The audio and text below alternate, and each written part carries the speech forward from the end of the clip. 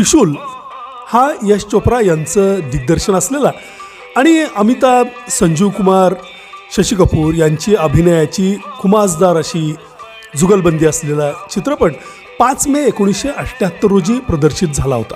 म्हणजे यंदा त्याला 46 वर्ष पूर्ण होत आहेत.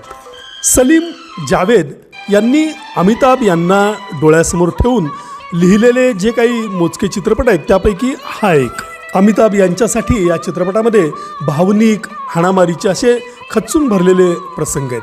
राखी, हेमा मालिनी यांच्याही यात चांगल्या भूमिका आहेत. पूनम धिल्लन यांचा हा पदार्पणाचा चित्रपट मानला जातो. म्हणजे नुरीच्या अगोदर त्रिशूल प्रदर्शित झाला असं म्हटलं जातं.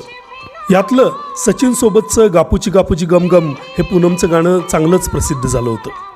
त्या वर्षी सुपरहिट झालेल्या त्रिशूलला फिल्मफेअरची 5 नामांकनं मिळाली होती.